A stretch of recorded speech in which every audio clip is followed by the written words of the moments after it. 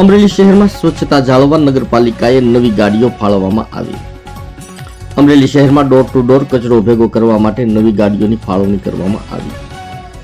અમરેલી નગરપાલિકા દ્વારા 15 જેટલી નવી ડોર ટુ ડોર ગાડીઓ ફાળવવામાં આવી।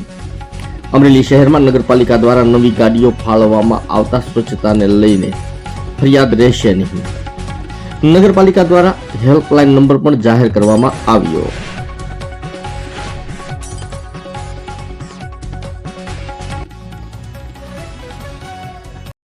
આજે ગાડીની જે છે ડોર ટુ ડોર ગાડીનું લોકાર્પણ કરવામાં આવ્યું છે।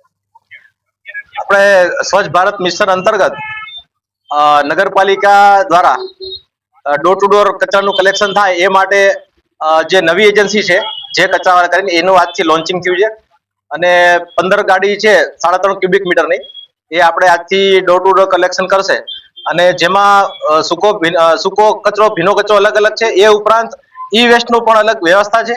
એ ઉપરાંત ઘરેલું જે કચરો જોખમી કચરો હોય બ્લેડ છે એ કાચ છે એ પ્રકારનું એમનું પણ અલગ ડબ્બો રાખ્યો છે। પછી બીજું ઈ સેનેટરી વેસ્ટ છે સેનેટરી નેપકિન માટે તો એના પણ અલગથી છે। એટલે કુલ 5 પ્રકારનો અલગ અલગ કચરો છે એમાં વેસ્ટ કલેક્શન કરવામાં આવશે અને એક હેલ્પલાઇન નંબર પણ બહાર પાડવામાં આવે છે જેથી કરીને તમામ આપણા જે નાગરિકો છે અમરેલી નગરપાલિકાના જે વસતા તમામ રહીશો છે એને આ સારામાં સારી સુવિધા મળી રહે અને એ ઉપરાંત એમને કંઈ પણ પ્રશ્ન હોય તો હેલ્પલાઇન નંબર આપેલો છે ત્યાં પણ એ લોકો કોન્ટેક્ટ કરી અને આ આપણે સારામાં સારું આ આપણું શહેર છે સ્વચ્છ અને સુંદર બનાવવા માટે એક પ્રયાસ રૂપે આ નગરપાલિકાએ એક નવું અભિગમ હાથ ધરેલું છે। સાહેબ આ એજન્સીનું નામ શું? આ એજન્સીનું નામ જે કચરાવાલા છે। જે કચરા એટલે 15 શૌચાલય બનવાના છે સાહેબ નવા।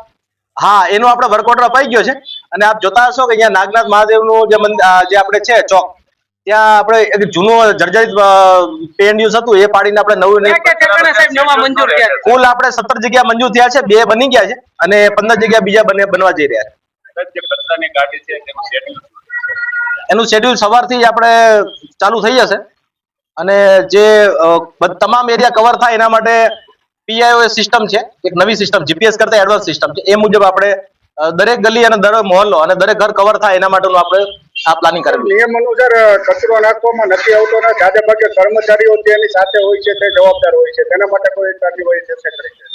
હા એ એકચ્યુઅલી હવે એ પ્રશ્ન નહીં રહે કારણ કે જે કર્મચારીઓ આવેલા છે ખૂબ જ એ લોકો પ્રશિક્ષિત છે અને એવો પ્રશ્ન હવે નહીં આવે।